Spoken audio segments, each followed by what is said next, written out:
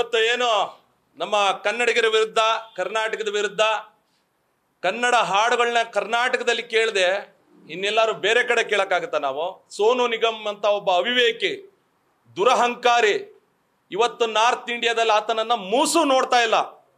ಇವತ್ತು ಕರ್ನಾಟಕದಲ್ಲಿ ಆತನಿಗೆ ಪ್ರೀತಿ ಕೊಟ್ಟರು, ಅನ್ನ ಕೊಟ್ಟರು, ಅವನಿಗೆ ಬೆಳವಣಿಗೆಗೆ ಒಂದು ದಾರಿ ಕೊಟ್ಟಂತ ನಮ್ಮ ಕನ್ನಡಿಗರ ವಿರುದ್ಧನೇ ಕನ್ನಡ ಹಾಡು ಕೇಳಿದ್ದಕ್ಕೆ ಪೆಹಲ್ಗಾಮ್ ಘಟನೆಗೆ ಲಿಂಕ್ ಮಾಡಿ ಕನ್ನಡಿಗರು ಭಯೋತ್ಪಾದಕರು ಅನ್ನೋ ರೀತಿ ಏನು ಒಂದು ಹೇಳಿಕೆಯನ್ನು ಕೊಟ್ಟಿದ್ದಾನೆ.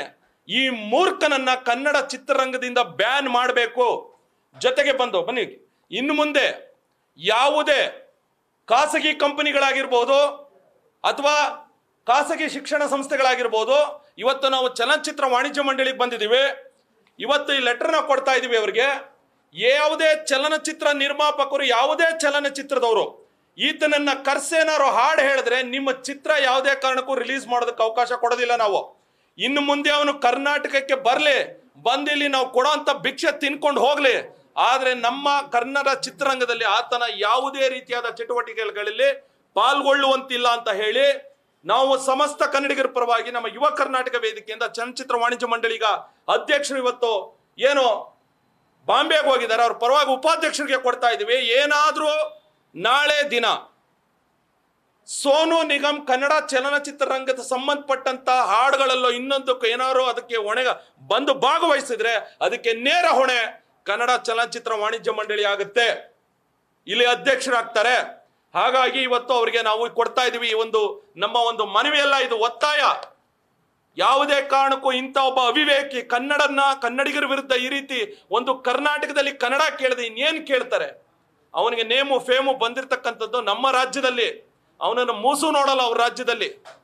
ಅಂತೇವನು ಇವತ್ತು ಎಲ್ಲೋ ವೇದಿಕೆಯಲ್ಲಿ ನಿಂತ್ಕೊಂಡು ನಾನು ಮೊದಲನೇದಾಗಿ ಹೇಳ್ತೇನೆ, ಇಲ್ಲಿರ್ತಕ್ಕಂಥ ಖಾಸಗಿ ಸಂಸ್ಥೆಗಳು ಆತನನ್ನ ಕರೆಸಿ ಕಾರ್ಯಕ್ರಮ ಮಾಡಂತೆ ಅವ್ರಿಗೆ ನಾಚಿಕೆ ಆಗಬೇಕು. ನಿಮಗೆ ನಿಮ್ಮಿಂದ ಇವತ್ತು ಕನ್ನಡಿಗರಿಗೆ ಅವಮಾನ ಆಗಿರ್ತಕ್ಕಂಥದ್ದು. ನಮ್ಮಲ್ಲೇ ಎಂತೆಂಥ ಕಲಾವಿದರಿದ್ದಾರೆ, ನಮ್ಮಲ್ಲೇ ಎಂತೆಂಥ ಒಳ್ಳೊಳ್ಳೆ ಆರ್ಟಿಸ್ಟ್ ಹಾಡುಗಾರರಿದ್ದಾರೆ. ಕೊಡಿ ಅವಕಾಶ.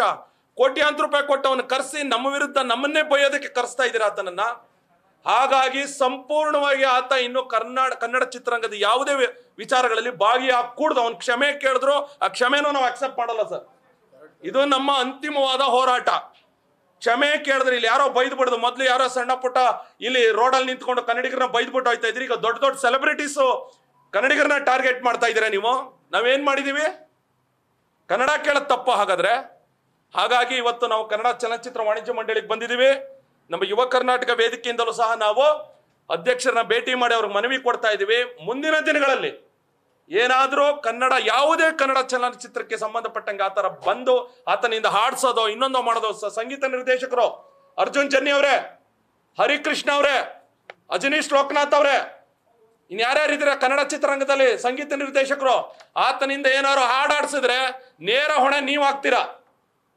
ಯಾವುದೇ ನಿರ್ಮಾಪಕರು ನೀವು ಹಾಕ್ತೀರಾ, ಕನ್ನಡ ಚಲನಚಿತ್ರ ವಾಣಿಜ್ಯ ಮಂಡಳಿ ನೀವು ಹಾಕ್ತೀರಾ. ನೀವೇನಾದ್ರೂ ಆತನ ಕರೆದ ಅವಕಾಶ ಕೊಟ್ರೆ ನೀವು ಕನ್ನಡಿಗರ ವಿರುದ್ಧ ಇದ್ದೀರಾ ಅಂತ ಹೇಳಿ ನಿಮ್ಮ ವಿರುದ್ಧ ಹೋರಾಟವನ್ನು ಮಾಡಬೇಕಾಗುತ್ತೆ ನಾವು ಅಂತಕ್ಕಂಥ ಮಾತನ್ನ ಹೇಳಿ ನಾವು ಈ ಸಂದರ್ಭದಲ್ಲಿ ಈ ಒಂದು ಪತ್ರವನ್ನ ಈಗ ಅಧ್ಯಕ್ಷರು ಬರ್ತಾ ಇದ್ದಾರೆ, ಉಪಾಧ್ಯಕ್ಷರು, ಅವರಿಗೆ ನಾವು ಕೊಡ್ತಕ್ಕಂಥ ಕೆಲಸವನ್ನ ನಾವು ಮಾಡ್ತಾ ಇದ್ದೀವಿ. ನ್ಯೂಸ್ ಫಸ್ಟ್ ನಿರ್ಭೀತಿಯಿಂದ ನಿಮ್ಮ ಪರವಾಗಿ.